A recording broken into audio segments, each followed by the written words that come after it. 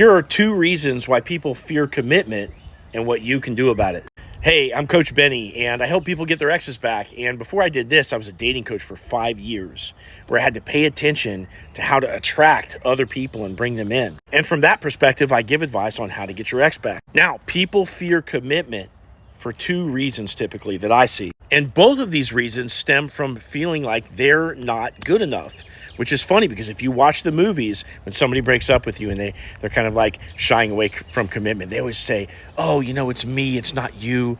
Don't worry, just sit in the corner while I go hook up with other people. It's really you, but it's not you, it's me. And that's a fundamental misunderstanding that we have in popular culture about what's really going on with people that fear commitment. The first reason people fear commitment is because they had an overly critical parent. This is the person that was telling their kids, you're never good enough. You need to accomplish more. Stop focusing so much on your feelings. Stop whining. You need to earn more money. You need to get this position in society. And they're more about, raising the bar and being strict than they are about actually nurturing the child. Now, what tends to happen with somebody that's been through that in childhood is that when it's time to commit to somebody that they actually love, they're going to dismiss their own feelings because now all of a sudden they're not going to be able to work 16 hours a day if they have to plan dates for you. You need more. You're telling me you need more communication and time and effort and all this stuff, but I need to be working 24/7 because if I don't work 24/7, I won't get that position as head of state. And if I'm not head of state, my mom isn't going to love me subconsciously.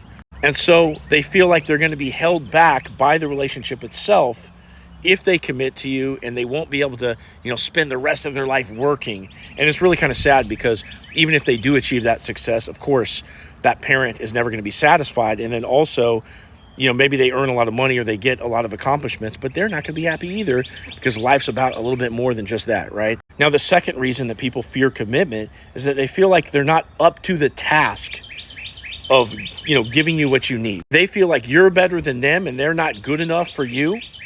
And usually this will kind of manifest in, taking everything that doesn't go the right way in the relationship as attack.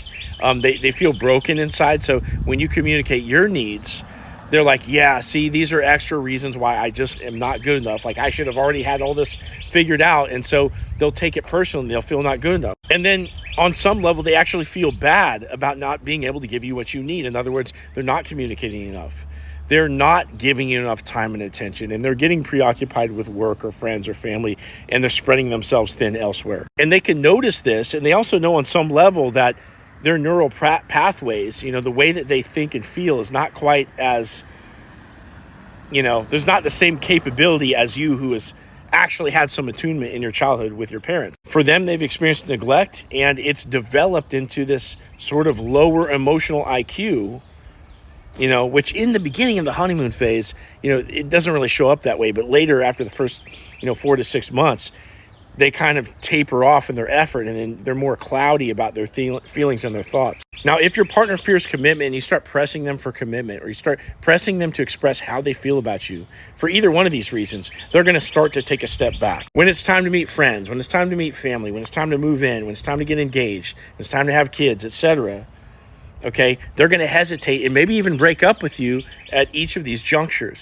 So if you've been through a breakup with somebody like this and you want my help getting them back, what you can do is click into my profile, click this link down here, set up a call with me, tell me your story, and I'm going to give you a step-by-step game plan about how to reattract somebody like this and ultimately get them into therapy where they can confront these fears and begin to work on it from there.